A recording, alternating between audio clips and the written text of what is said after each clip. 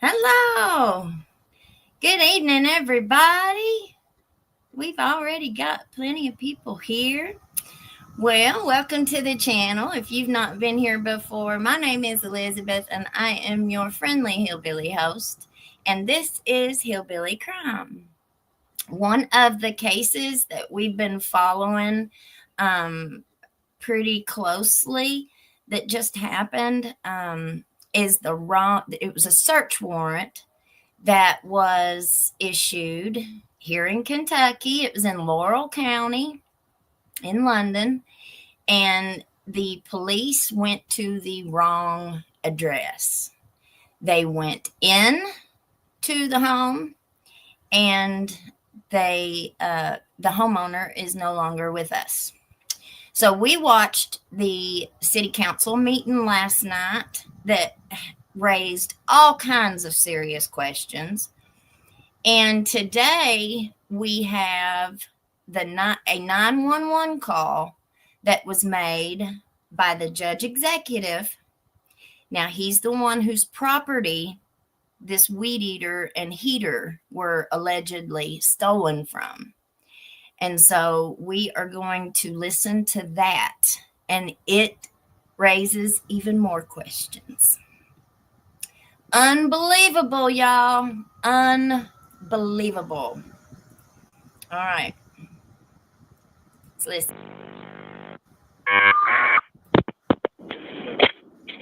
Dispatch. Go ahead. Got a guy on the line I want to speak to you. All right. Sir, I've got you hooked in with Officer Hale. All right. Thank you. Yes, sir. This is Officer Hale. How can I help you? Hey, David Westerfield. How you doing? Hey, David. What you doing, old buddy? Hey, baby. Been up there and look at my place to see what was gone. Okay. They cleaned me up there, but I have no way of itemizing anything, so I ain't going to worry about my stuff. What I'd like to do, if possible, if somebody could question him and see what he done with my nephew's lawn mowing equipment. I don't know if that's a possibility. Well, I know they arrested him last night. Yeah, I do too.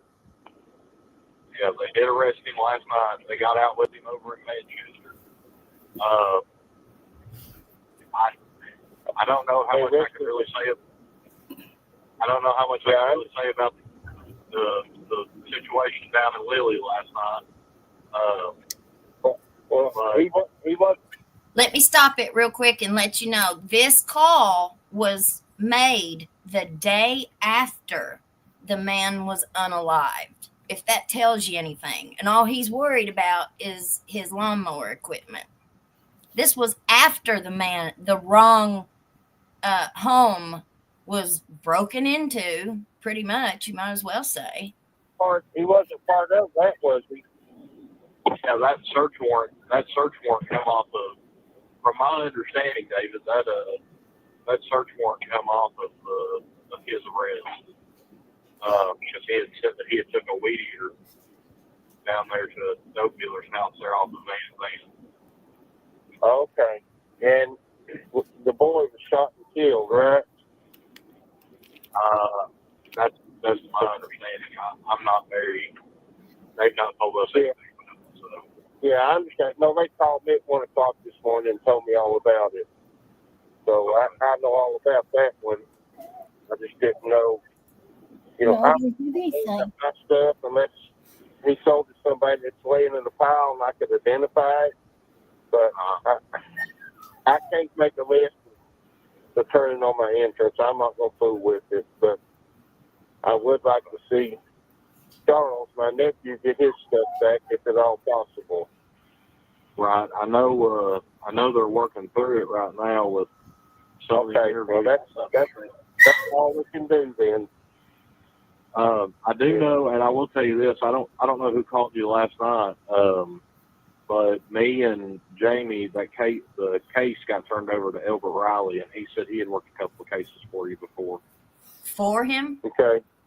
If you're familiar with Elbert, do you know Elbert? Yeah. Yeah, I know Elbert well. Yeah, Elbert.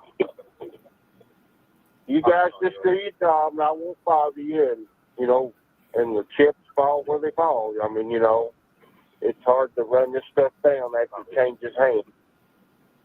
Absolutely. I'd say what Audie's probably going to do is probably try to check around there. I think probably going to check a couple more pawn shops and stuff like that.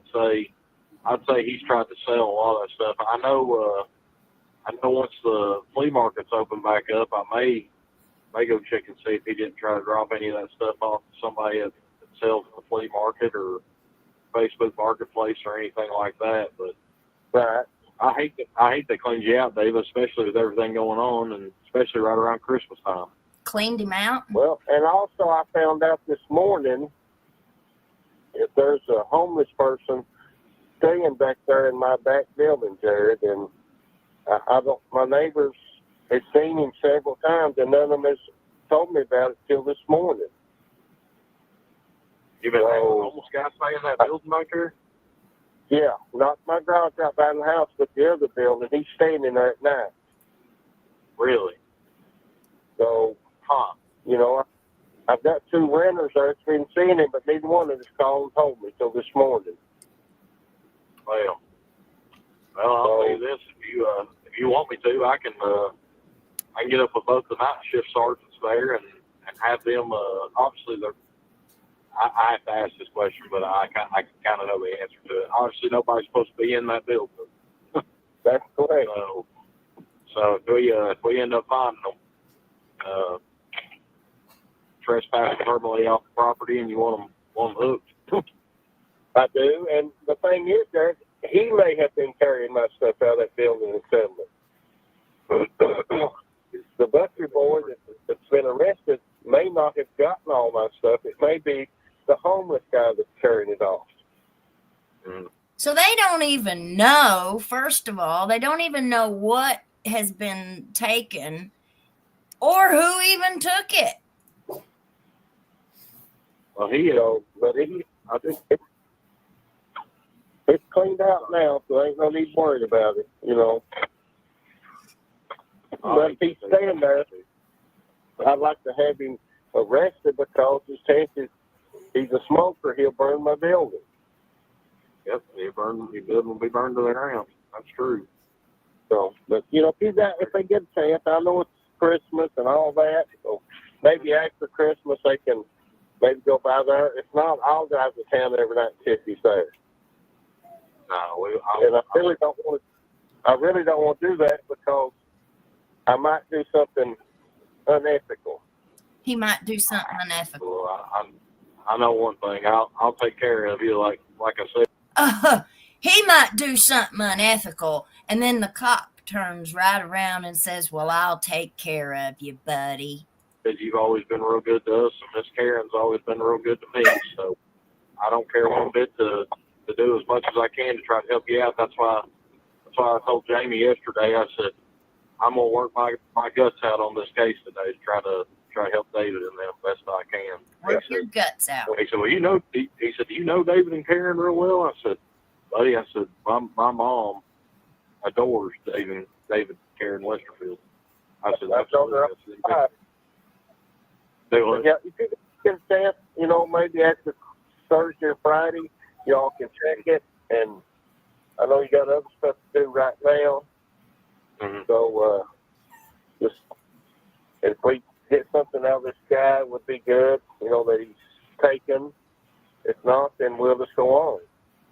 Oh, heck, he even admitted to stealing stuff that your nephew there hadn't even had really reported. He said something about a weed eater and a heater from out back around the side of that garage there, and he's broke in that building and stole everything from your nephew. I'm with you after finding out that you said that there's a homeless guy staying there. I don't know if maybe that door was open and he went in and grabbed some stuff off of you, or if he grabbed some stuff off of or if that homeless guy had been in there grabbing some stuff. Heck, it might have been the both of them, to be honest with you. You never know. That's true. See, that door back on that back building, somebody kicked it in quite some time ago, and I've been sorry acting around and not changed it out, all you got to do is push on it to get it open. So, but anyway, we'll just do what we can. Absolutely, that's the best thing we can do, ain't? That's for sure. And we'll be good either way. Well, I hope we've done our job pretty good for you there. We got pretty quick on it with that butcher voice. So he's in jail, and that's his third TFO.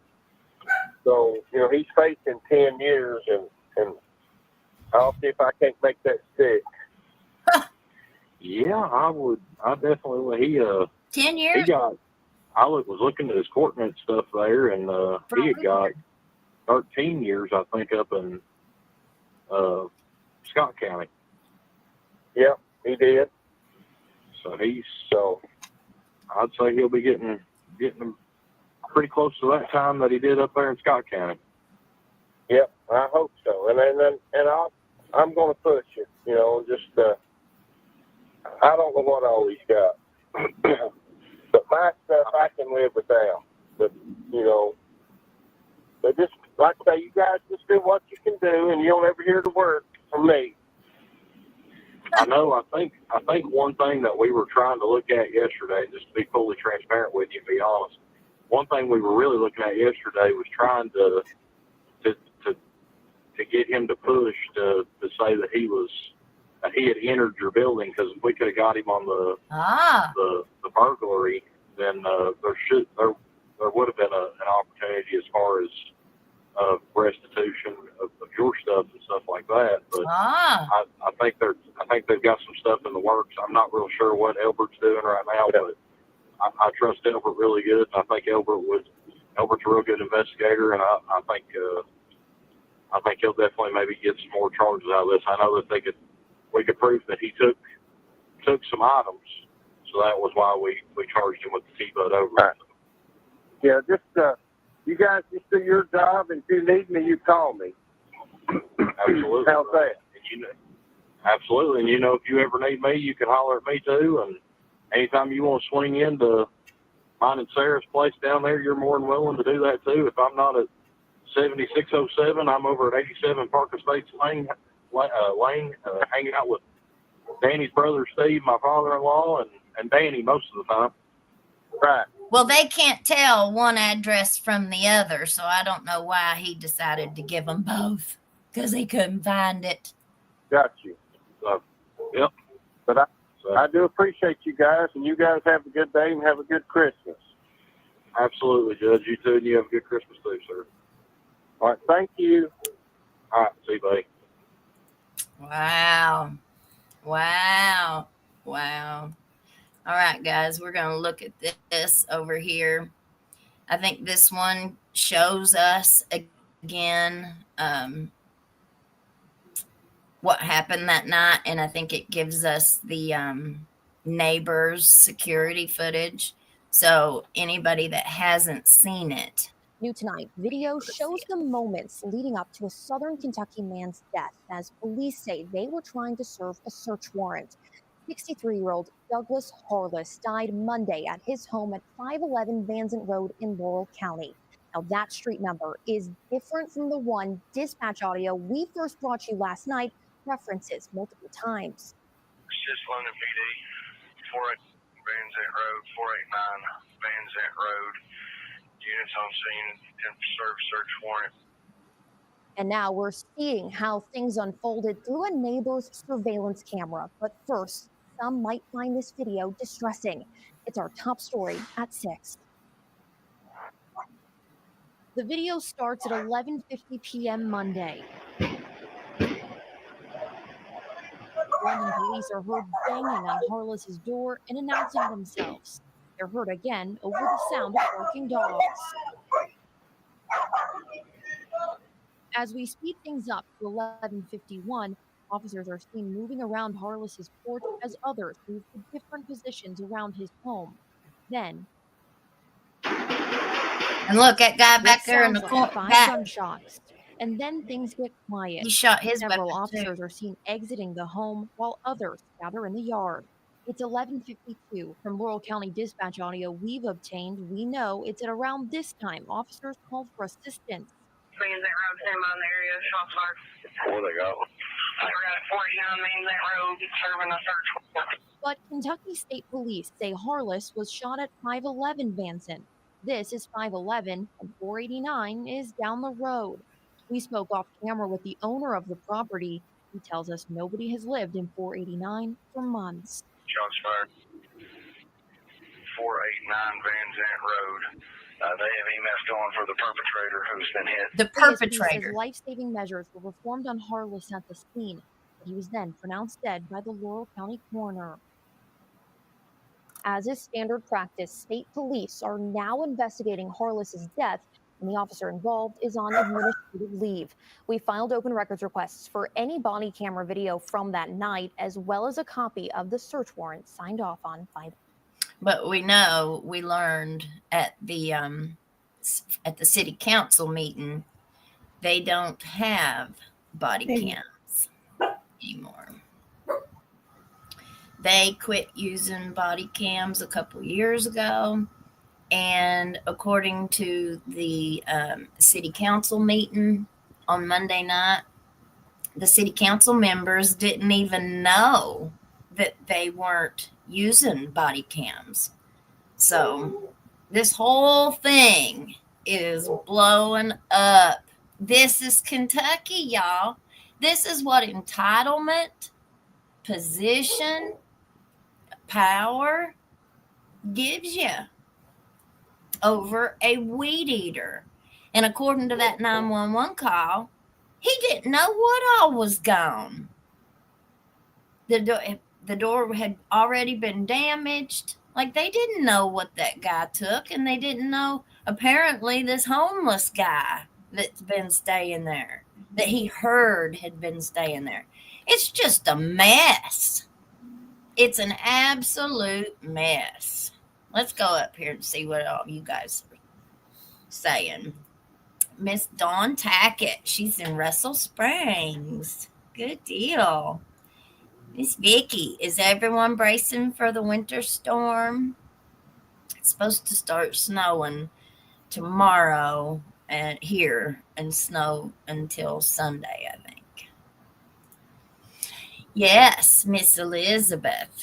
Did he say mayor? So the mayor, the video that we did last night, we watched the city council with the mayor. And the mayor is in a lot of hot water. Or he's gonna be in a lot of hot water. Hard to run this stuff down after it changes hands. Yeah, he said that. Miss Vicky, thank God I have a warm roof over my head. So many people don't. Amen. And if you have animals out in this cold weather, please bring them in. I know that a lot of our rescuers in Letcher County are offering to board animals that need boarded during the storm. So if you need something like that and you're in Letcher County, let us know. We'll point you in the right direction. Been out almost everything. Yes. Bread and milk goes fast when they hear a storm's coming.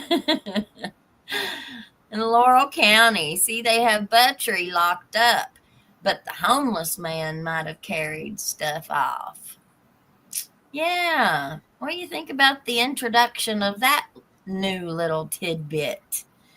That homeless person needs to run for his life now. Oh, the who owned the property and the weed eater? That was the Laurel County Judge Executive. Apparently owns the property where the weed eater and the heater were apparently stolen from. But it was his nephew's, wasn't it? That's what he said in the 911 call. When we watched the interview with him the other night, I got the impression that it was like a business partner or something. I mean, he didn't say that, but that was just the way that it came across to me when he was saying it. Well, he may have been subcontracting his whoever it was, his nephew, was it? Yeah, that's what he said. Well, he could have been helping him get jobs, and he was storing these weed eaters there at his house. They may be in a partnership. Yeah. Since he was family, you know how people do that. Mm-hmm. I was looking to see if I could see it real quick. I don't remember which one of them he was in, so I'll just maybe we'll pull it up another time. Miss Vicky, this is so crazy. It's hard to believe. Well, this is the way things have been run in this area for a very long time. I mean, this is just the way that life goes here. But you have the introduction of not the introduction, but you have this social media has kind of evolved like the last so many years. And so people are starting to get their information different ways. Now, people don't have to rely just on the Mountain Eagle newspaper or WKYT. Now we have other ways to share information like this YouTube channel. And I think that it has been long-standing practice that newspapers and larger sources of media, they kind of have relationships with people. So I'd say our newspaper has built great relationships with people who work at the courthouse. So whenever they need a story or they need information for a story, they have those sources. And I would say, now this is just me and my opinion, but I would say that those kinds of sources will end up writing a story how their source gives it to them and wants them to write it. Maybe. I mean, who knows? But that's what I think anyway. What do you think, Zelmy? Well, yeah, if you don't write the story your source wants you to write, and everybody's got an angle. I mean, everybody has an opinion and an angle or whatever you want to call it. Of course, they're going to write it and give them the slant. Otherwise, they're not going to give them any more information. That's and, right. You have to be interested in the truth. And I'm talking about the bare bones truth. That guy was whoever he was, but he was an upper crusted feller, and he owned this property, and him and his nephew was somehow connected with some of these instruments of land keeping that they kept in that shed, and that other dude probably had worked for him at some time. Mm-hmm. He said he did. And they probably got mad at him, and so he may have done something to him that they didn't think was quite right, and so he was an easy scapegoat. When probably it wasn't even gone. It was over in another building. Well, they interviewed him at the jail, and he has admitted to taking the weed eater and the heater, but he said that was all he took. And that could be very true. You heard on that 911 call, they said somebody else had been going in there, staying in there or whatever. They didn't know what he took or what somebody else had took. How many times have we called the police when something was stolen and they won't do nothing unless you have video proof showing the person? I have accused people of stealing things numerous times, and sometimes I never said a word to them, you know what I'm saying? And then 4 months down the road, I found whatever I accused. You just feel so bad. That happened one time. Me and Mom both did that. So we misplaced a laptop computer, and we looked everywhere and everywhere and everywhere, and we thought this boy had stolen it.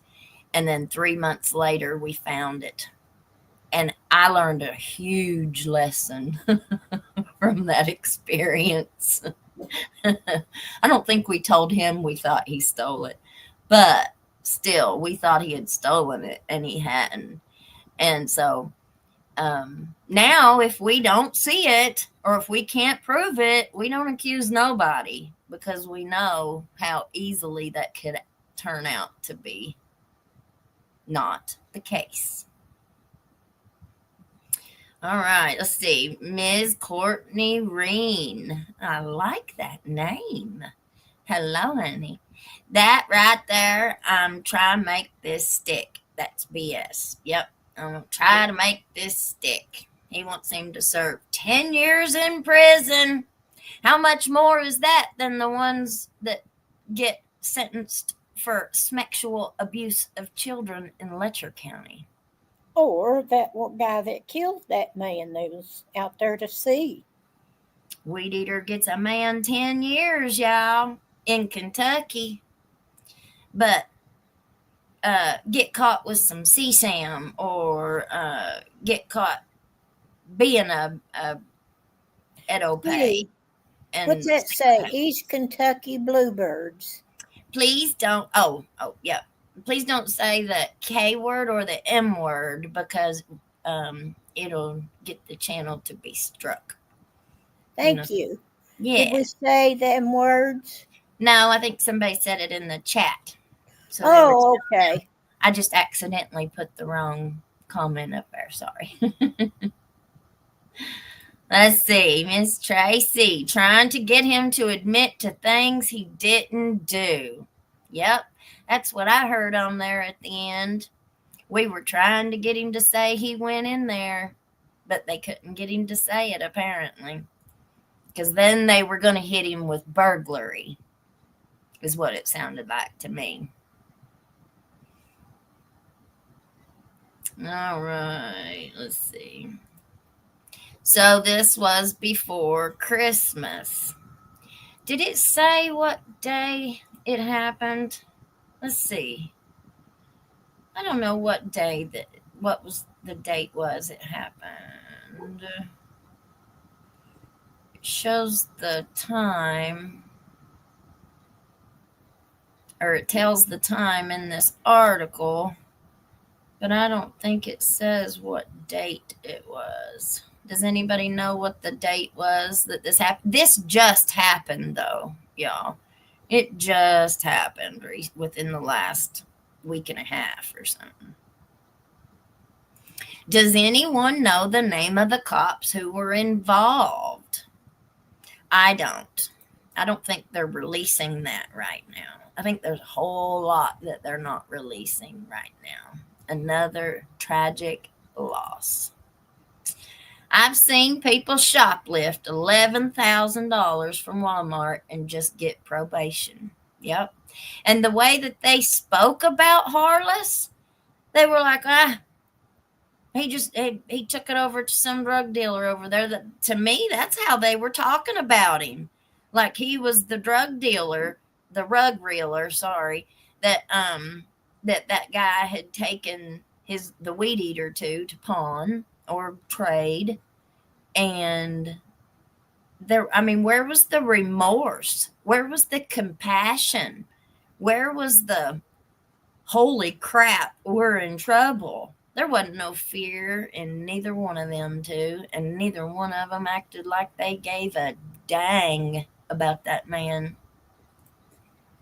Yes. Was KSP Steve Walker one of them? I don't know. But one of the ladies that was at the city council meeting last night, or Monday night, she asked if we would find out the names of all the officers there. And from what I've pieced together from all the different bits of information that we've found, there were, and from what they said last night at the meeting, there were 9 officers who went to Harless's home to serve that search warrant. And it sounded to me last night that they said that there were 6 of them that were city police officers. And apparently this was designed as a rogue task force that they put together that was made up of county deputies, sheriff's office deputies, and city police officers. Now, this property that they went out to serve the search warrant on is not within the city limits. It is in the county. It's outside of London city limits. So that should normally we think of sheriff's deputies. No. The sheriff's office is the one who serves warrants like that. But they can, if they need assistance, they can ask for assistance from another entity or department. So that kind of looks like what it is. It looks like there were 6 city. So, I mean, just doing the math, that would only leave 3 county deputies. Now, the city officers didn't have any body cams, but what about the 3 county deputies? Don't they wear body cams? And not one of the 3 had a body cam on? I wonder if anybody put in a public records request with the sheriff's office to see if their deputies had any.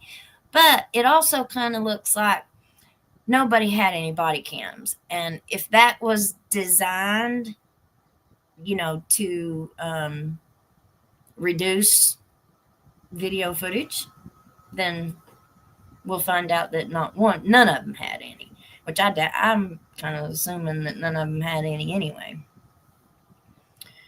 Let's see. Does that not make you all ill? An innocent man dead on Christmas Eve. Oh, was it Christmas Eve? Sheesh.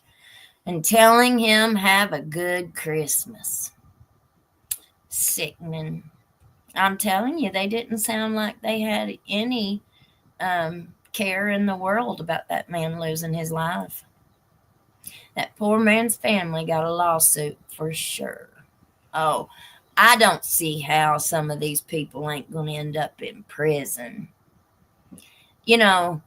Ignorance is not an excuse when we are supposed to be holding these people up to a higher standard, And if it was any of us in any of these shoes, we'd be under the jail. You better believe it. I don't know why I was thinking it was after. Oh, so sad, yeah. Watch the officer at the bottom of the hill. Y'all want to watch it again? Let's see. We'll watch it again and see. I look at them, that man on the side every time, and you see the light. He falls back. He loses his footing, or he gets scared because he hears those couple of pew-pews, the first ones that go off in the house. And then he steps back and he falls backwards. And as he falls back, he discharges that sucker because you can see the flash come out of it. Just blows me away. The courts. And the fire department, Whoops. Hang on, let me go back. There we go. Whoops. Give me a second. Let me stop sharing that. It kicked me off.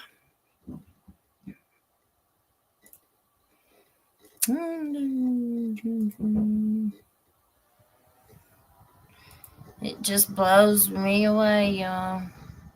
Blows me away.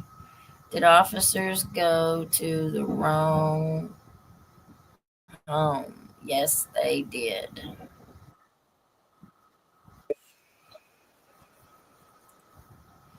This might be a different one, but that's okay.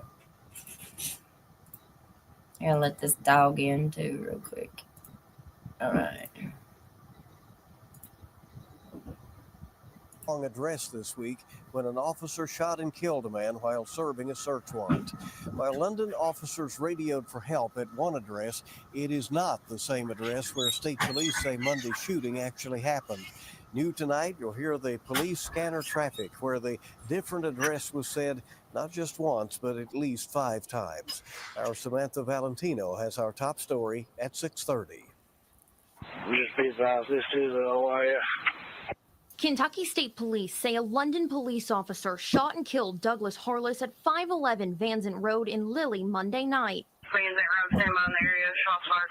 While police initially made no mention of whether Harless was armed, Thursday, 3 days after the shooting, London police said he, quote, produced a firearm and pointed it at officers. KSP says during that encounter, an LPD officer shot Harless.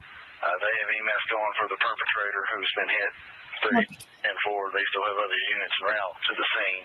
This is 511 Vanzant Road, where KSP says the shooting happened. But according to Laurel County dispatch audio we've obtained, London police were attempting to serve a search warrant for this house, 489 Vanzant. It's just London PD, 48 Vanzant Road, 489 Vanzant Road. Units on scene, attempt to serve search warrant. Call on the radio for assistance, shots fired.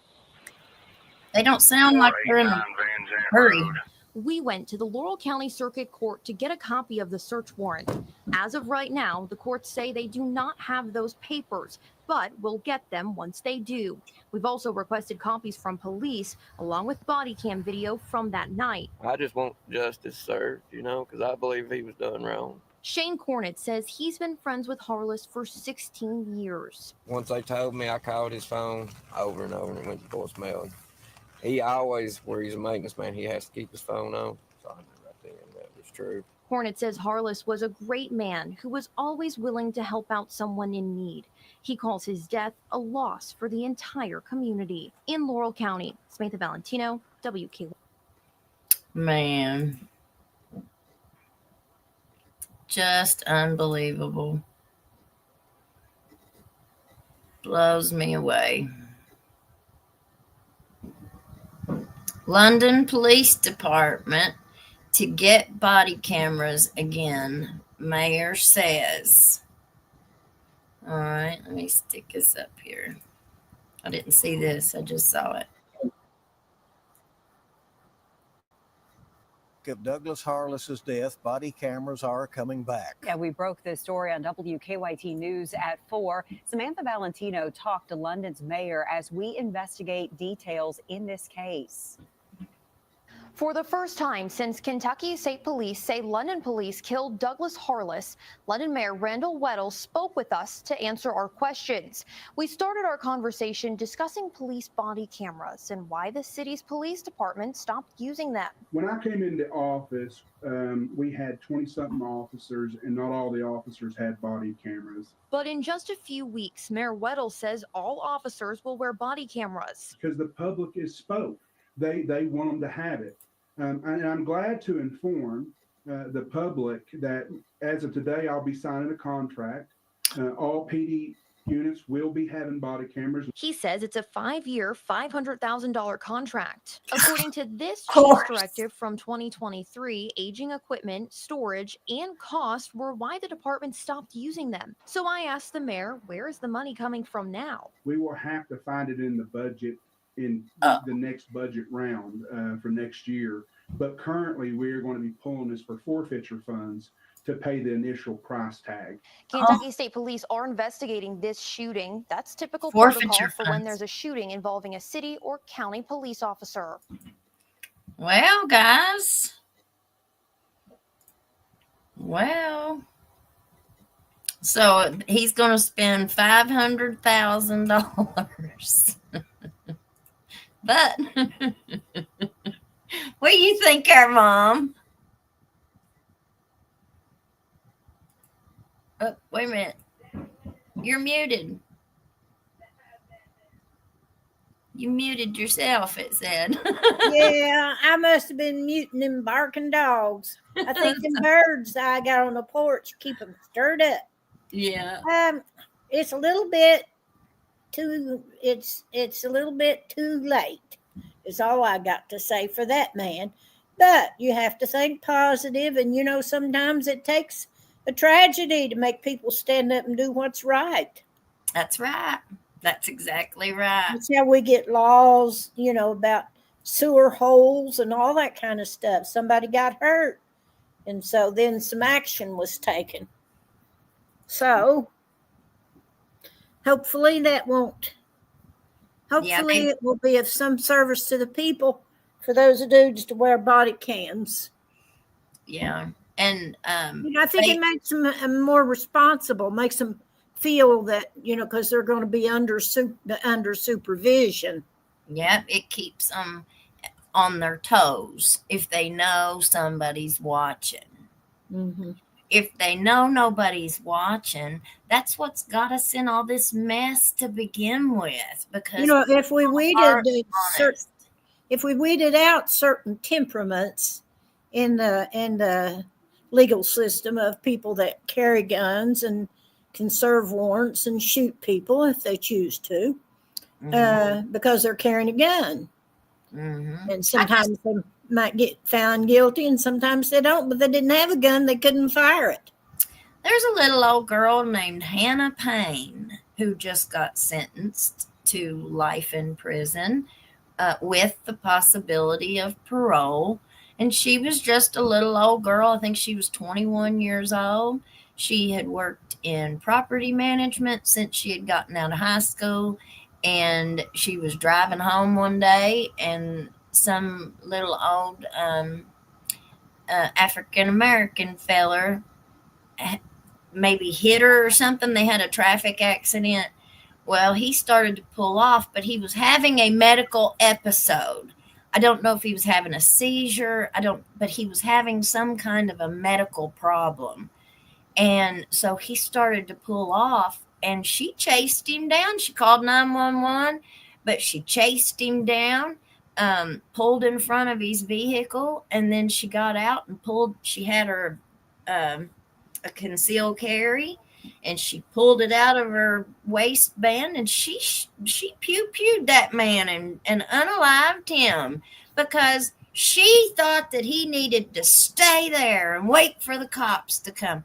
She could have got his tag. She didn't have to put herself in that situation.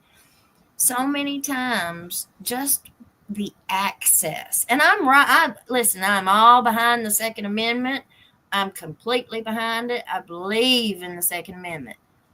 But certain people, just by having access to one, if they're drinking, if they have anger issues, and they, kind of flip out when they get mad and stuff like that, that's a risk.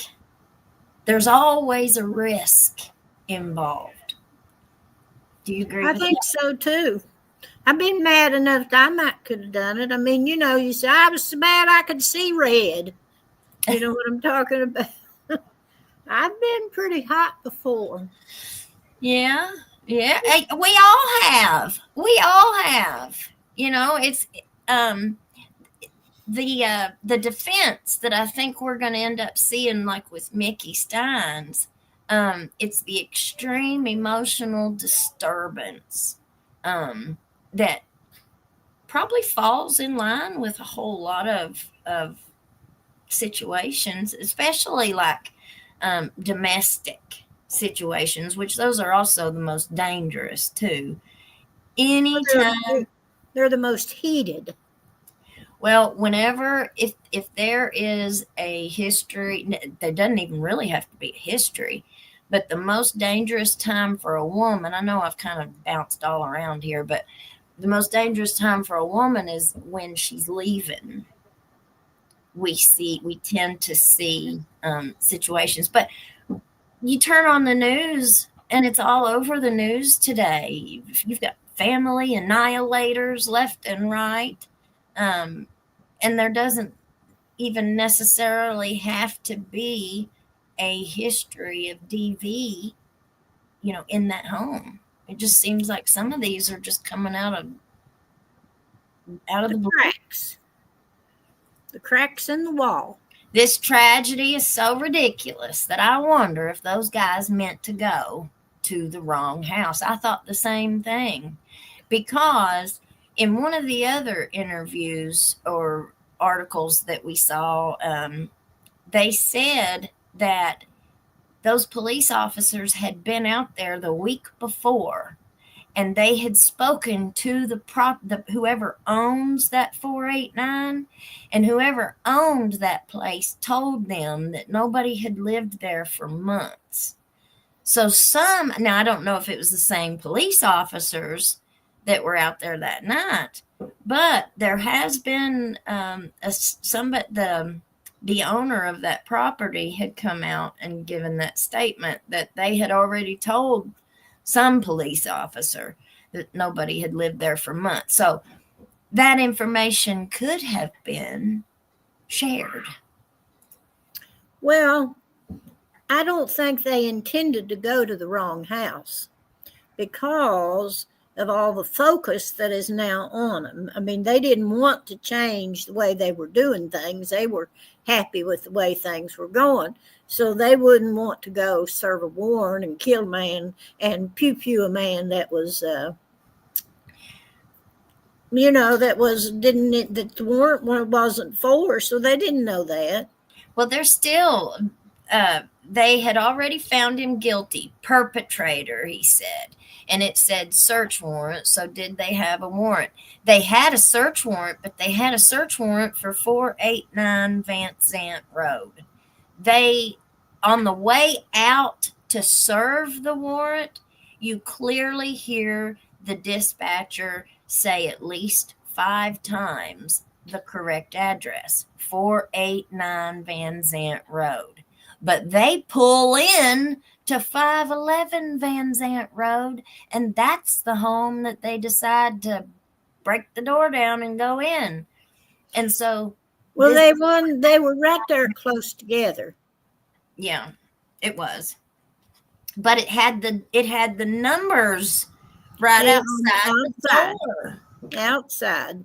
And if you use any kind of GPS or Google Maps, I mean, if you were going, and I said this last night, should there not be some kind of a policy or a procedure that as you're going out to serve a search warrant, when you get there, you confirm, look at the paper, at the address on the paper, and look at the physical address on the house? And it should say right on Google Maps. It'll take you straight there. If you put the right address in there. It's hard to believe that not one person out of 9, 3 county and 6 cities didn't notice, because the information was going over the intercom, so they all heard it, didn't they? Yep. And that's the kind of ignorance I'm saying. Ignorance is not an excuse. You can't say that is negligence, and it led to a man losing his life. That ought to be some kind of a criminal negligence. I don't know if that's even a thing, but it should be. Well, it's a pretty sad state of affairs. Because they remember what we say, law enforcement should be held to a higher standard, right? Well, this should never have even happened. Like, this is ridiculous. Well, I think it's time for me to part. Okay, Mommy. You all have a good night, all you old night owls. We'll see you tomorrow. All righty. Bye-bye. Bye. Love you. Love you. Bye. Bye. Bye, Zelmy. We love you. Stay warm. I'd like to know if any of the officers were named Walker. Well, I don't know. I haven't seen any of them's names. It tells at the in that 911 call, the officer says his name. I think whenever he gets on the phone, but I don't think he was there the night before. I don't think he was at the search warrant when they were serving the search warrant. I just say that because of how I perceived the conversation. If he would have been there, I think he probably would have said more because they were awful good buddies. 3 pits and a Doberman. Wonderful. I've got 1 pit and 2 mutts. This sounds like the small southern Ohio county where I'm from. The sad thing is that everybody says this. So these kinds of things have been going on for a very long time. Everywhere. Absolutely everywhere. In order to charge him, they need the owner to make the report and a value of each item taken. Big difference between misdemeanor or felony. Yep, the price, the cost. And remember what we saw yesterday when we read that, or might have been the day before. They said they were pricing this weed eater and this heater something that I took it that it was something small enough for him to carry. But they priced it at almost $5,000. Like it was $4,000 some, which we all said, no way. No way. I'd like to see if any of them put in an insurance claim. So they were working a rug bust from info they got from the theft investigation. That's right, LS. That's what the guy just said. They got the search warrant from that theft from the interview or interrogation that they did with him on the theft case. And I was thinking about that. Now, that trailer, the 489, that was apparently where he had previously lived, the boy that they arrested. So that boy had previously lived in 489. And I wonder if he ever said anything in the first place about that. I'd really like to hear the recording of that interrogation and see exactly what he did say and what the police says that he said. Because they could have, it's not above suspicion. I don't think any of these people are above reproach. To think that one of them might lie? Well, really? So they could have went to serve the search warrant where he previously lived. We don't know if that interrogation even got to the point. It could have possibly got to the point of a false confession. Because that cop said that he was admitting to stealing things that they hadn't even reported were stolen. So that's what it made me think. Were they pushing him to where he was falsely confessing to other stuff? And I'm not saying that the boy's above stealing something. We don't know. I do not know. But I don't put it past any law enforcement. Let's see. Indie Girl 57. I live up north now, very close to Chicago. And this happens so often. You see these poor kids just traumatized. And then when they leave, they don't even care about the wrong people's door being broken. Oh, Lord, no.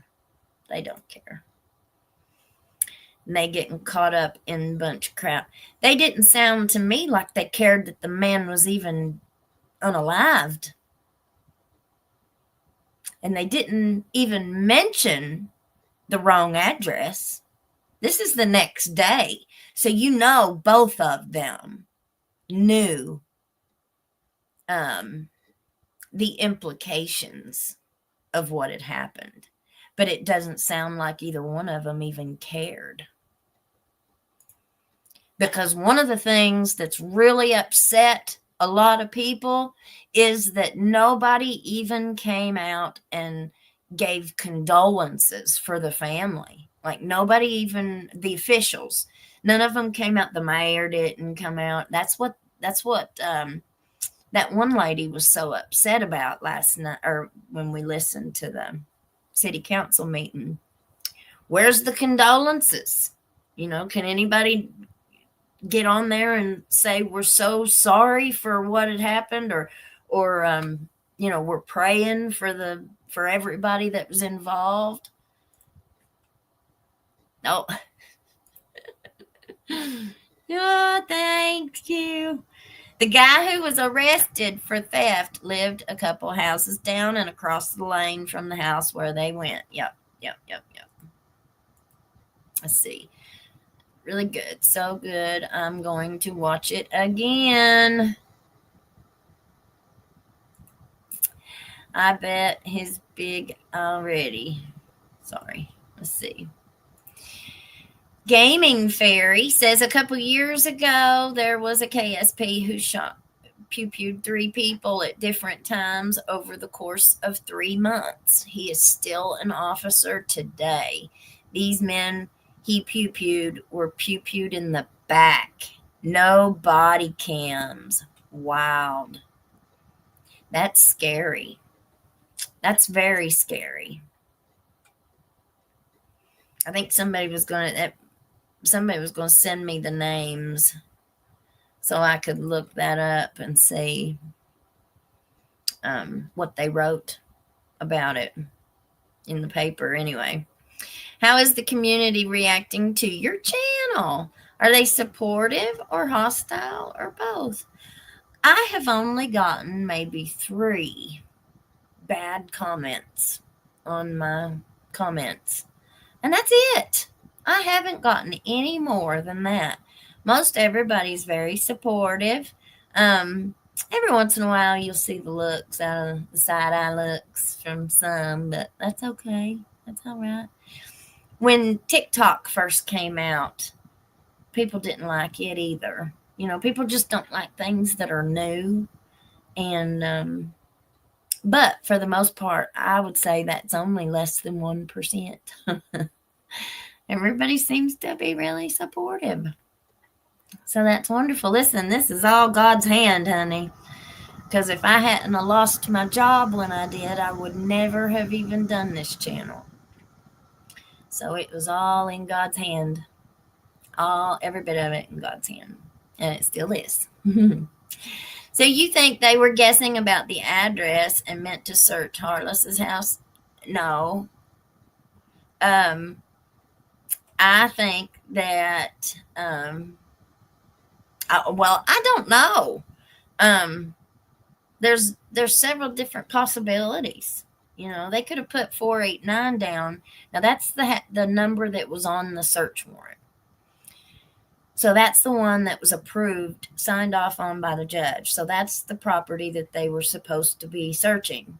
That's, from what I gather, if I'm not wrong, that trailer that we saw there is where the boy who was arrested, the Buttrey boy, he had previously lived in that trailer, but he hadn't lived there in months. The guy at 511 who was unalived, well, what are the options? What are the options that we have, or the possibilities? Could be just a complete fluke accident. Nobody was, there was no motive or intent whatsoever, and it's just a fluke. Or they could have, the way that officer said it, was that he admitted to, or he said he could have taken it to one of the rug reelers, or maybe he said he did. He said he did, but that he had taken it and pawned it, or traded it, or sold it to a rug reeler. Well, the way that I kind of took that was that they were implying that Doug Harless was the rug reeler. But, you know, that's just, it's all assumptions, it's all speculation, you know, it's just brainstorming possibilities. How many people would have offered to replace these ridiculous items to save an innocent life? Me. I would. Well, God bless you, Miss Victoria. That's right. Save a man's life. You can't guess on a search warrant. No, you can't guess on a search warrant. No, absolutely not. And I would like to know what information they provided when they requested the search warrant. What did they tell the judge? Remember, Ben Fields was turning women in for escape. And the judge didn't know what was going on, right? Or supposedly, allegedly, whatever. So I doubt this judge knew what was really going on. But they've had to have provided some probable cause or whatever. Remember, I'm no lawyer, so I don't know what the criteria is to get a search warrant signed. But I'd like to know, wouldn't you? Haunted Oregon. I've not seen any hostility. The mods may have removed it, though. People don't realize that everyone is affected by the actions we make. The guy steals and a man unalived for it.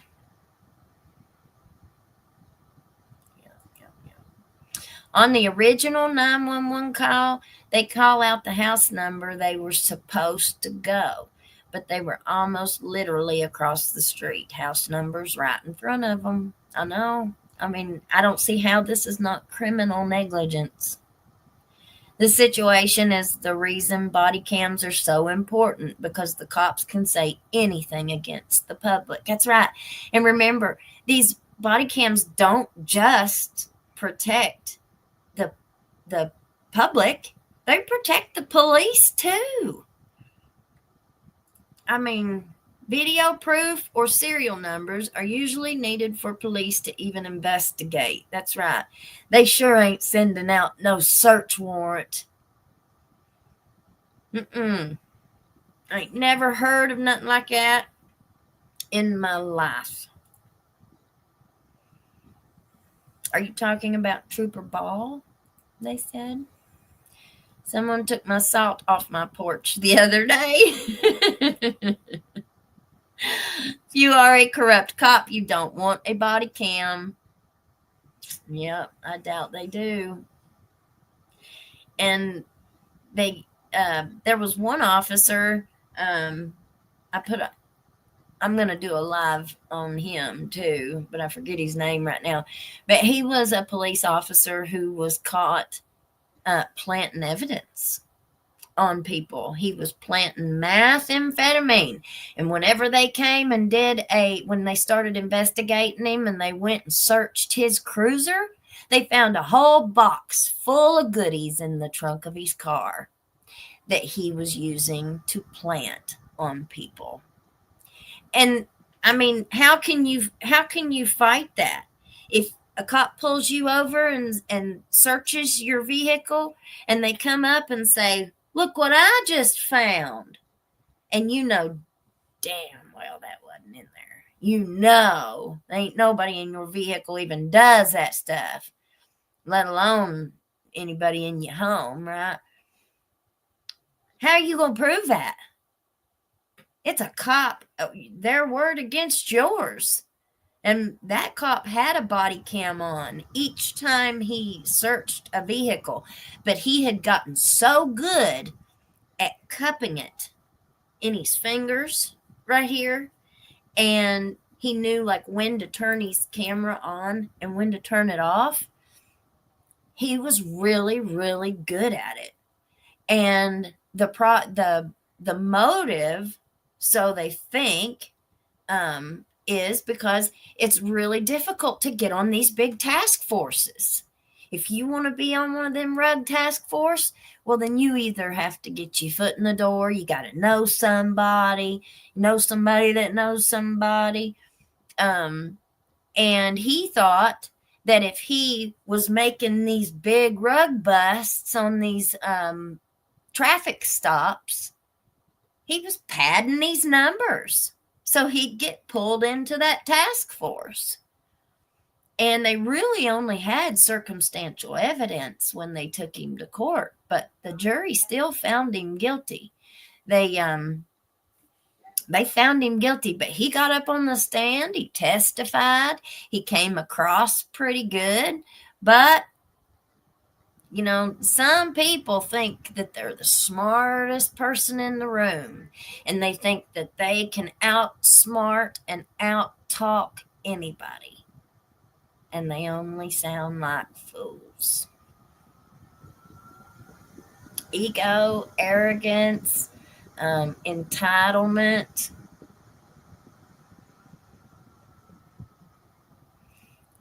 Those things will, or those feelings, I guess, will destroy a person's life.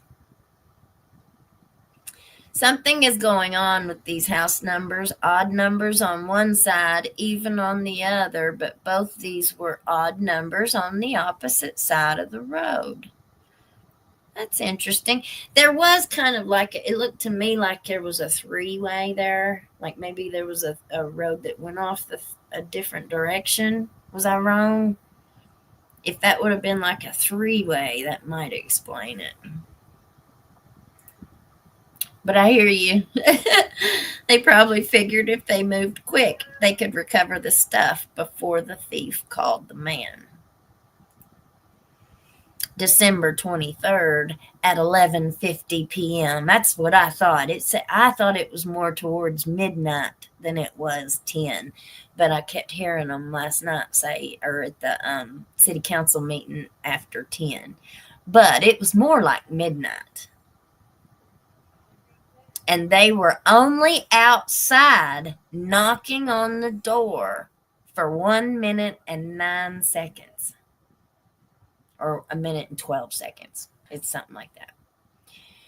So, it's 10 minutes till midnight on December 23rd.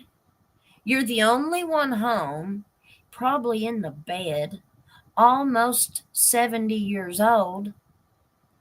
Yeah, if I heard a big bunch of banging and a beating and a screaming outside, I would probably, and I just woke up, I would probably grab my weapon too.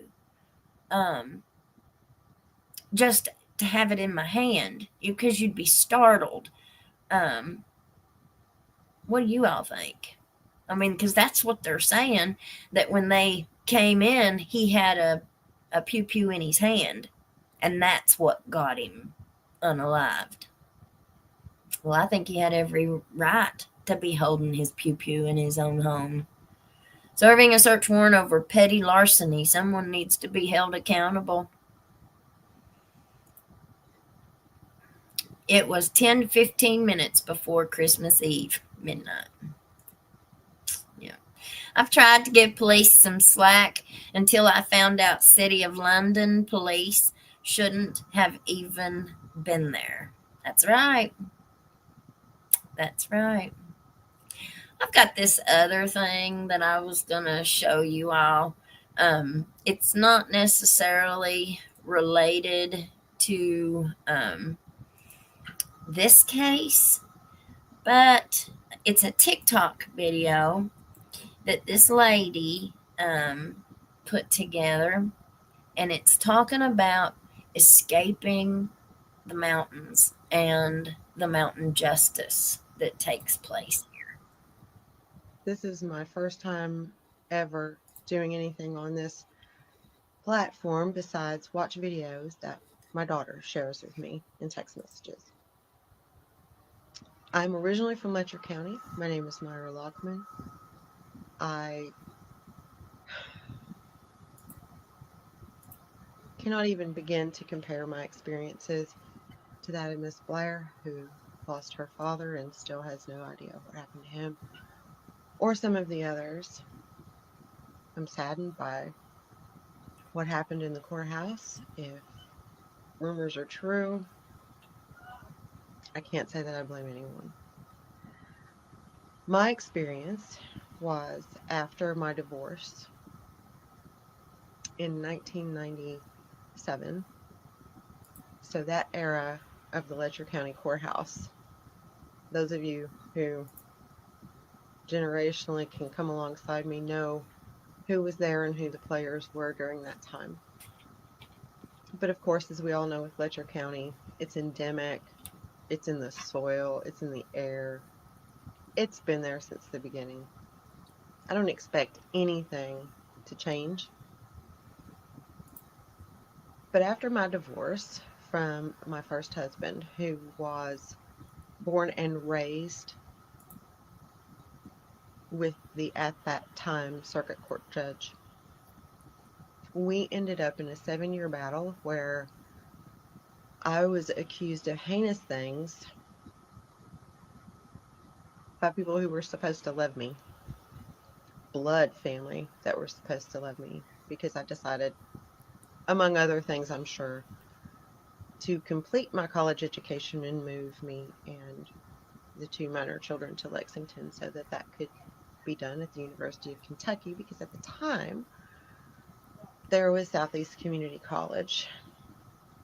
At any rate, we experienced shame, bankruptcy. I can't even begin to list what the children went through, who were 4 and 2 at the time. We had change of venue twice. We had a judge in Perry County spin around in his chair, hold his hands to the sky, and ask what he was doing sitting the bench in this case. We had a beautiful attorney who at the time was in Perry County named Allison. She had her offices in one of those 3-story solid brick buildings, brick and concrete, from the ground up, 3 stories. That building burnt to the ground the night before a court case. Of course it did. I have my suspicions about who did that. We can't get back the time that we lost, the beliefs and labels that we put on ourselves and that others put on us, the devastation, the destruction, all at the hands of the people that were supposed to protect my children and fight for the truth. Yep. The moment this all went down, I had a state police trooper tell me, who brought paperwork, Myra, because he knew me, I'm so sorry. I hate to do this. But he did it anyway. Exactly. Did it anyway. The Lord moved eventually. We got out. The kids got out. We'll never be the same. Nothing will ever be the same. But the lessons that we learned there, we pay forward and we carry with us. And as beautiful as the area is, once I get to Campton, it feels like going into Mordor. Thanks for listening. Good luck to all of you who are trying to get justice. Peace be with you. Bless her, Jesus. That's all I know to say. Yep. If you guys are not subscribed, please hit that subscribe button. And if you like our show, you like our content, hit that like button too. It helps us a whole lot and it's free. It don't cost you a penny. Thank you. There was another one in 2022. Same thing happened. Things like this reminds me of George Floyd. Yeah. You know, we think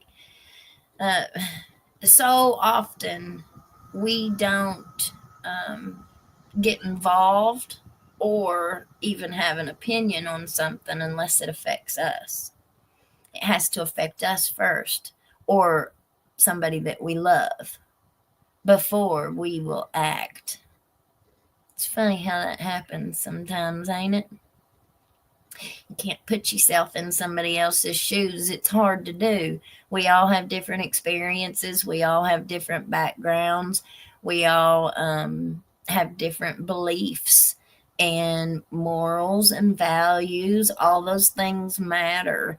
And they all kind of come together to make us who we are. And not everybody's the same. Your mama has the same door as me. I love her door. She's got a beautiful, beautiful little house. I'm so glad I wasn't around pew-pews in my late teens, early 20s. There's no doubt I would have done something bad with the anger I had. I feel the same way. I'll tell y'all a little story about me. I struggled really bad with the sexual abuse that I suffered as a kid. So when I was a young adult, I was just a basket case for a long time. I was very damaged and broken. And when I was 18 years old, Mommy had given me, well, no, she didn't give it to me. It was hers. It was a little pearl handle. It had a little pearl handle, and it was only about that big. It was a little tiny thing. And somehow I'd gotten my hands on it, and I drove all the way to Lexington and sat outside the old man's house who had done that stuff to me. And I sat there for about 4 hours getting my nerve up. And I got out and I walked up to the door, rang the doorbell. Nobody ever came to the door. And I turned around and went out and got in my car and I left and I drove back home. I'm so thankful nobody opened that door. I'm thankful nobody was home. Oh, Lord. But, you know, people don't realize, like, these old men that are getting charged with these crimes against children, they don't realize the damage that their actions cause their victims. And it's not a damage that just happen or that just affects you at that time. It affects the victims for the rest of their lives. It affects their relationships with the people that they love and the people who love them. It affects their relationships with their future spouse or romantic other half. It causes so much devastation that, and where is that addressed? You know, we've got all these men down here in Whitesburg that's been charged with all these kinds of crimes, and I don't see anybody really paying any consequences for it, except for the ones who didn't have any money or connections. Now, those people, I would say, are serving every bit of their time.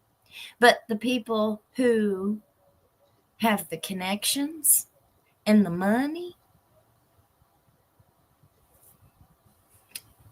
They ain't paying nothing. No consequences. May have to pay a little financial restitution. But consequences? Zero. People that get medical, Mary Jane, cannot process a pew-pew anymore via federal law.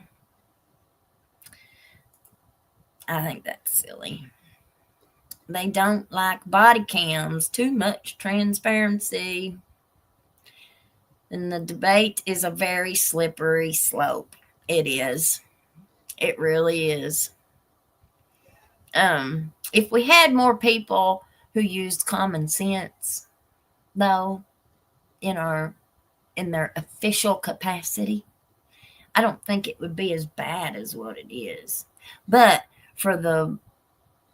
as long as we can remember, things have been a little sideways. So when things are built on something sideways, may not be even when they get to the final product. If that made any sense, but it made some sense in my head. I'm such a girl. I get so mad I could pew, and really all that means is I'm so mad I start to cry, which makes me madder. And how much does alcohol factor into this equation as well? How many people you think wake up the next morning? They go out for a great time, but they woke up the next morning behind bars. Annihilation is way too common these days. I just saw one today. This man and woman was going through a divorce, and she had just posted this video on TikTok right before it happened. And she just praised her husband, said that they were going through a divorce, and he was just so wonderful to her. He was so wonderful. And the next thing you know, they're both gone. Kids left to be with no parents. And they said there had never been any history. None. Zero DV history between them. You just can't even predict it now. Lisa, did you hear about the guy in Canada? Oh, Canada has its own Chris Watts now.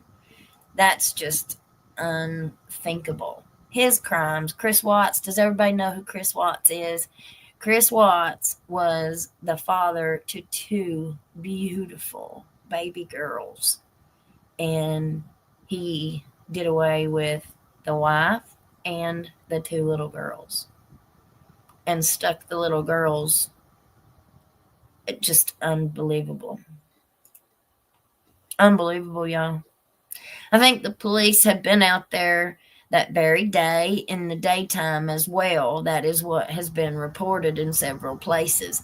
Well, and that we did find out that they had been there the week before. We know because the property owner said that they had spoke to the police and said that he hadn't lived there in months, that nobody had lived in that trailer in months. So some member of law enforcement somewhere was aware of that information. There are laws on the books that prohibit certain people from owning pew-pews. Judges issue them prohibition orders every single day. They are entered into NCIC. Yeah. They messed up with that and now made a huge mess. But that is just because they are messy in general, in everything. Here. All of this for a weed eater. Are you kidding me? Something to think. Look at when this supposed weed eater was supposedly taken. I thought it was 2023 or early 2024. So why now make a big deal when the guy was already in jail? No name for a warrant. Yep. If that's true, that these were taken a year ago or more? Because the way that they're making it sound like it was taken last week. Like it was taken that day. That's how I took it. But if that's the case, man, that just makes it worse. So much worse. And you know that I don't put it past people, man. So you got a $300 weed eater and heater that's gone, but we're gonna jack it up to $5,000. It'll be worth $5,000, and we might get some money back. We might get some restitution. And that's what that cop was saying. If we could have got him to admit to going in there, then he would have been entitled to restitution. Ain't that what he said? Did I hear that right? All of this over weed eater, y'all. Also, there was no mention of Harless having a pew-pew for 3 days. 3 days. And then they said he had one. Yes, please hit the like and subscribe buttons. And if you all are not a member, become a member and you get access to our Discord. And we're going to be having some members-only lives and chats. So become a member. If you can't afford one now, pay attention, because if you see somebody gift memberships, that's the best time. YouTube is the one who actually distributes those. So if you see that somebody gifts memberships, if you'll go to the join button and click on the join button, that's the only way that they give them. So if you click on that and you don't get one, just keep trying. And the next time you see somebody that gifts memberships, try it again. And if you do get one, tell whoever that donated it, thank you. And we'll get you our Discord invite. Where does comments go that doesn't show on all comments? I don't know, Miss Tracy. That's a good question. I have no idea. Sweet tater. See, they really keep ignoring the issues with police, and they just postpone them and delay. Delay. That's the go-to tactic in the mountains. If they push it out far enough, people will forget about it and they'll go on to something else. And then we can do whatever we want and we won't have to deal with all the backlash. That's how that works here. Yep. It costs nothing to subscribe to the channel and it costs nothing to hit the like. Thank you. Gavin Fish said on his live yesterday he'd like to get you back on his podcast. Well, great. We've got some invitations, y'all. I think Monday I'm going to be on with Vinny on Court TV. And at least we're looking at Monday evening. It'll be around 8 or 9.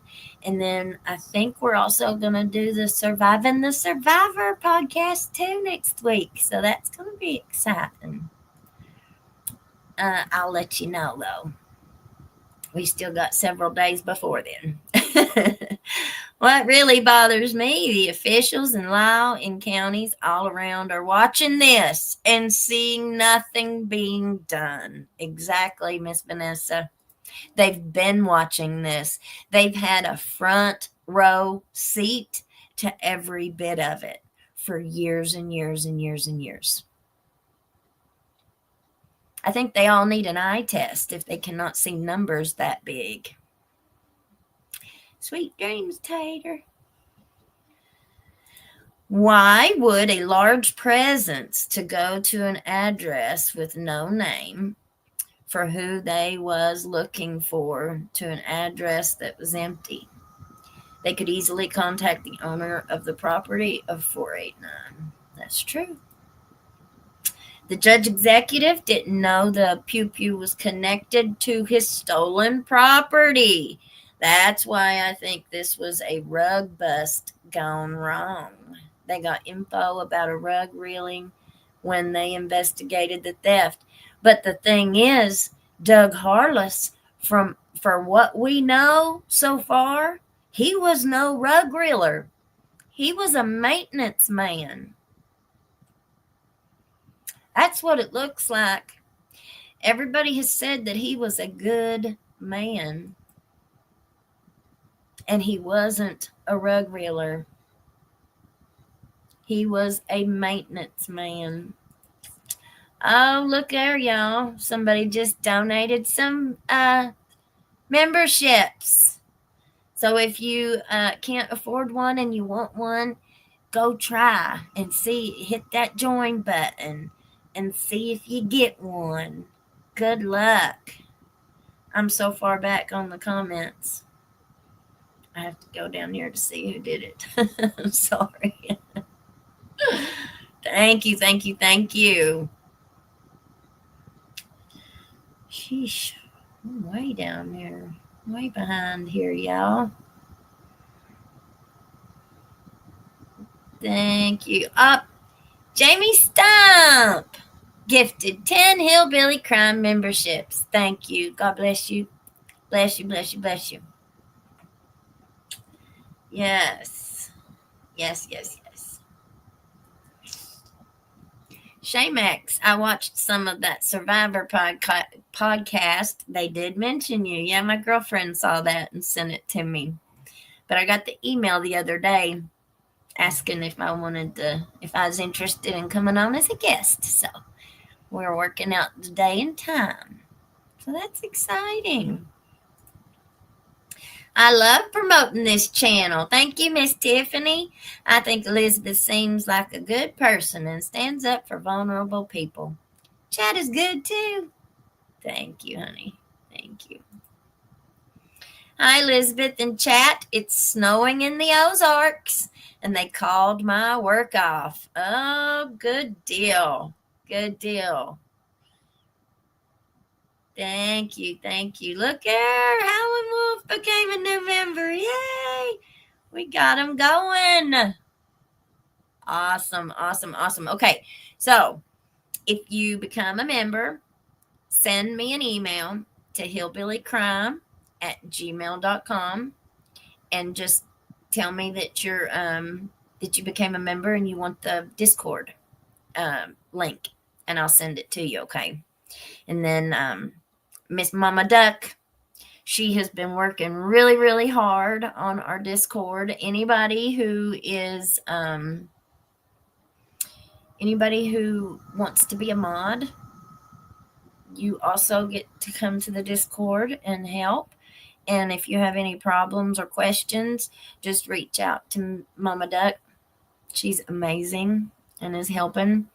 And just to kind of let y'all know, I'm putting our store together, our online store. So we're going to have some Hillbilly Crime merch soon. I just don't know how to put it together. I'm trying to figure out how to put products into the store. I'm learning a whole new industry, and it's a little bit overwhelming at sometimes. But I'll get there, honey. We're going to have us some Hillbilly Crime t-shirts, hoodies, and stuff like that. So I'm excited. Absolutely excited. Yes, can't wait for the merch. So we'll get that put together, or I'm trying to get that put together. I would have already had it put together if I knew what I was doing, but I have no idea what I'm doing. I'm learning as I go. And I found that there's a YouTube video for everything.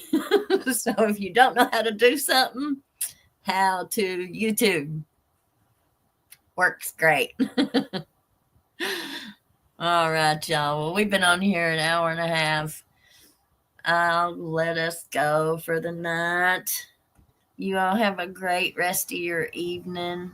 God bless each and every single one of you. Thank you for all the prayers. Thank you for all the support. I really didn't know what I was going to do when I lost my job. And trust God's timing, because it's always perfect. He's the one that's had a hand in every bit of this for me. And he still continues. So, thank you, Jesus. All right, y'all. Will you stay warm? Stay blessed. And peace out, Girl Scout. We'll see you tomorrow, okay?